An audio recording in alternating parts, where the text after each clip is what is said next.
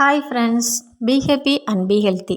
நாம் வரிசையாக என்ன பார்த்துட்ருக்கோன்னா, நம்மளுடைய வாழ்க்கையில் ஆரோக்கியமாகவும் சந்தோஷமாகவும் இருப்பதற்கு 4 முக்கியமான காரணங்களை எடுத்து அதை வரிசையாக பார்த்துட்ருக்கோம். முதலாவது லைஃப் ஸ்டைலை பற்றி பார்த்துட்டோம். இரண்டாவது உணவு பழக்க வழக்கங்களை பற்றி பார்த்துட்டோம். இன்றைக்கி கிராட்டிடியூட், நன்றியுணர்வு. இந்த நன்றியுணர்வை பற்றி நம்ம ஏற்கனவே 28 நாட்கள் 28 எபிசோடில் நம்ம பார்த்துட்டோம். ஆனாலும் இந்த எபிசோடில் சுருக்கமாக நம்ம பார்க்கலாம். இந்த நன்றியுணர்வுக்கு முன்னாடி நம்மை தயார்படுத்திக்கிறது எப்படி அப்படின்னு சொல்லிட்டு பார்க்கலாம். முதலாவது எண்ணங்கள். நம்மளுடைய எண்ணங்களை ஒருநிலைப்படுத்த வேண்டும். நம்மளுடைய எண்ணங்கள் பாசிட்டிவாக இருக்க வேண்டும். எந்நேரமும் நெகட்டிவாக நம்ம யோசிச்சுட்டே இருக்கக்கூடாது. அதான் சொல்லியிருக்காங்க, எண்ணம் போல் வாழ்க்கை அப்படிங்கிறத நம்ம தப்பாக எடுத்துகிட்டு நிறைய பேருக்கு நாம் ஜட்ஜ்மெண்ட் கொடுத்துட்ருக்குறோம். அது இல்லை ஃப்ரெண்ட்ஸ். நம்மளுடைய எண்ணங்கள் எங்கே நம்ம போயிட்டுருக்குதோ, நெகட்டிவாக போனால் நம்மளுடைய லைஃப் நெகட்டிவாக இருக்கும். பாசிட்டிவாக யோசித்தோன்னா நம்ம லைஃப் பாசிட்டிவாக இருக்கும். இதுதான். யாரையும் குறை கூறாமல், யாரையும் மைனஸாக பார்க்காமல், என்னுடைய தவறுக்கு என்னுடைய காரணங்களுக்கு இவங்க தான் காரணம்னு மற்றவங்களை குறை கூறாமல், நம்ம லைஃப்பில் என்னெல்லாம் நெகட்டிவ் நடக்குதோ எல்லாத்துக்கும் மற்றவர்களையும் மற்ற சூழ்நிலைகளும் குறை சொல்லாமல், எல்லாவற்றிற்கும் நாம் பொறுப்பேற்று ஒவ்வொன்றையும் மாற்ற ஆரம்பிக்கும் பொழுது நம்மளுடைய சூழ்நிலைகள், நம்முடைய எண்ணங்கள் மாற ஆரம்பிக்கும். நம்முடைய எண்ணங்களை செதற விட்டு நாலா பக்கமும் செதற விட்டுட்டு இருந்தோம் அப்படின்னா எல்லா சூழ்நிலையிலுமே மாற ஆரம்பிக்கும். இப்போ எக்ஸாம்பிள், நம்ம ஒரு ஆஃபீஸ்க்கோ கடைக்கோ டெய்லி ஒரே ரூட்லேயே போகிறோன்னு வச்சுக்கோங்களேன்.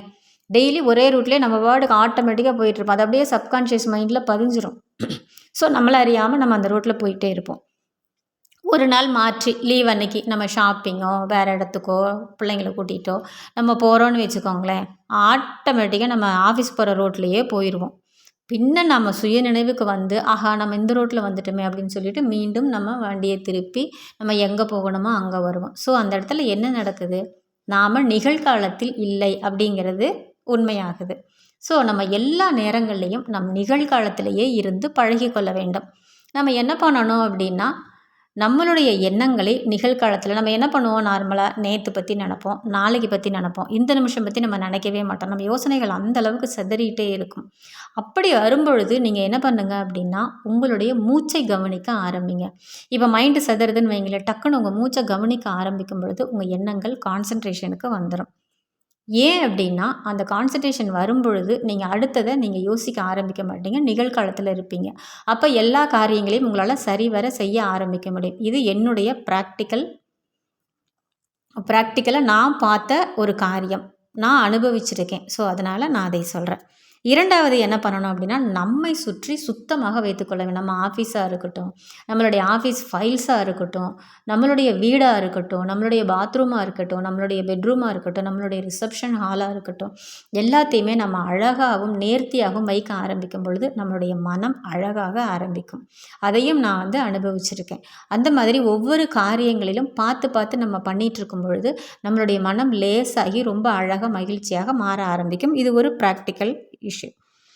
மூன்றாவது என்ன பண்ணணும் அப்படின்னா, இப்போ நம்ம பணத்தை பர்ஸ்லையோ பேக்லேயோ நம்ம வைக்கிறோம் பார்த்துக்கிட்டிங்களா, அது ஒவ்வொருத்தருடைய பேக்லேயோ பர்ஸ்லையோ நீங்கள் பார்த்தீங்கன்னா 4 மடக்கி 3 சுருட்டி அப்படியே உள்ள அப்படியே அமுத்தி வச்சுருப்பாங்க. என்ன காசு இருக்குது எவ்வளோ இருக்குது அப்படியே தெரியவே தெரியாது. ஆனால் நீங்கள் அந்த பணத்தை வைக்கும் பொழுது நல்ல நேராக அந்த பர்ஸில் வச்சு பழகுனீங்கன்னா அது கூட மனசு ஒரு அமைதியாக ஒரு சூழ்நிலையாக இருக்குது. இந்த பர்ஸை திறக்கும்போது உங்களுக்கு என்ன இருக்கும், நீட்டாக வச்சுருக்கோம் பாரு, நம்மளை நாமே பெருமைப்பட்டு கொள்ளக்கூடிய அந்த நேரம் கூட அந்த இடத்துல வரும். சுருட்டி வச்சுருந்தீங்கன்னா அவசரத்துக்கு எடுக்கும்போது எவ்வளோ காசு இருக்குது, என்ன இருக்குது, எங்கே சுருட்டி கிடக்கு நம்ம தேடும் பொழுது நம்மளுடைய நேரமும் விரயமாகும். இப்படி ஒவ்வொரு காரியங்களிலும் நம்மை நாம் தயார்படுத்தி கொள்ள வேண்டும். அப்படி தயார்படுத்திட்டு அடுத்ததாக நம்ம நன்றியுணர்வுக்கு வருவோம். ஒவ்வொரு நாளும் நாம் நன்றியுணர்வோடு வாழும் பொழுது இந்த உடம்பை பார்த்துக்கோங்களேன், உள்ளே இருக்கிற உறுப்புகள் எல்லாம் மாட்டி மாட்டி தொங்குற மாதிரி தொங்கிட்டுருக்கு.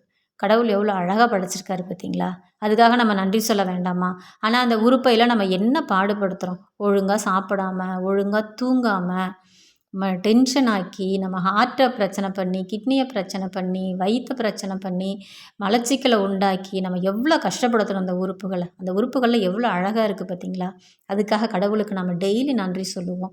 நம்ம உறுப்புகளை படைச்ச அந்த கடவுளுக்கு நாம் டெய்லி நன்றி சொல்லுவது நம்மளுடைய உடம்பை ஆரோக்கியமாக வைத்துக்கொள்ள உதவும். காலையில் நம்ம எந்திரிச்ச உடனே ஃப்ரெஷ்ஷாக எந்திரிக்கணும். ஐயோ இன்றைக்கி பொழுது எப்படி போகுதோ அப்படின்னு நீங்கள் யோசிச்சிங்கன்னா அந்த பொழுது எப்படியோ அது போயிடும். ஆனால் காலையில் எழுந்தவுடனே இன்றைய நாளுக்காக நன்றி, இந்த நாள் முழுவதும் நான் செய்கின்ற வேலைகள் எல்லாம் எனக்கு கச்சிதமாக நடப்பதற்காக நன்றின்னு நீங்கள் சொல்லி பாருங்களேன். நீங்கள் சாப்பிடும்போது இந்த உணவுக்காக நன்றின்னு சொல்லுங்களேன். நீங்கள் ட்ரெஸ் போடும்போது இந்த ட்ரெஸ்ஸுக்காக நன்றின்னு சொல்லுங்களேன். நீங்கள் ஆஃபீஸ் போகும்போது இந்த அலுவலகத்தை எனக்கு தந்ததுக்காக நன்றின்னு சொல்லுங்கள். கூட இருக்கிற சக மனிதர்களை நீங்கள் ப்ளஸ் பண்ணி பழகுங்க. ஒவ்வொரு நாளும் இப்படி ஒவ்வொரு நொடியும் ஒரு நாளைக்கு 100 முறை 1000 முறை நன்றி சொல்லலாம். ஈவினிங் வீட்டுக்கு வந்தோன்னே அந்த நாள் பூரா பாதுகாப்பாக நம்மளை கூட்டிகிட்டு வந்த அந்த பிரபஞ்சத்துக்கு, அந்த கடவுளுக்கு நன்றி சொல்லுங்கள். இரவு நீங்கள் படுக்க போகும்போது அன்றைக்கி பூரா நடந்த நல்ல காரியங்களை மட்டும் நினைத்து சந்தோஷமாகவும் ஆரோக்கியமாக நீங்கள் படுக்க போங்களேன். அழகாக நீங்கள் தூங்குவீங்க. அந்த தூக்கம் முழிச்சு காலையில் ஃப்ரெஷ்ஷாக எந்திரிக்கும் பொழுது நீங்கள் புத்துணர்ச்சியோடு எந்திரிக்க முடியும். ஆனால் நைட்டு நீங்கள் நடந்த கெட்ட காரியங்களை நினச்சிட்டு யார் மேலேயாவது கோபத்தோடு நீங்கள் படுத்தீங்கன்னா காலையில் எந்திரிக்கும் போது உங்களை நீங்களே ஃபீல் பண்ணி பாருங்களேன். ரொம்ப டயர்டாக நீங்கள் ஃபீல் பண்ணுவீங்க. ஸோ நம்முடைய மனநிலையை கிராட்டிடியூடாக, அதாவது நன்றியுணர்வோடு வைத்து கொள்ளும் பொழுது நாம் எல்லா நேரங்களிலும் எந்த சூழ்நிலையிலும் அதை டேக் ஓவர் பண்ணி போகக்கூடிய மனநிலை ஆட்டோமேட்டிக்காக வந்துடும். ஸோ ஃப்ரெண்ட்ஸ், இது எல்லாவற்றையும் நாம் கடைபிடித்து சந்தோஷமாகவும் ஆரோக்கியமாகவும் இருப்போம். இந்த எபிசோடு உங்களுக்கு பிடிச்சிருந்துன்னா நீங்கள் லைக் பண்ணுங்கள், ஷேர் பண்ணுங்கள், சப்ஸ்கிரைப் பண்ணுங்கள். தேங்க்யூ. God bless you.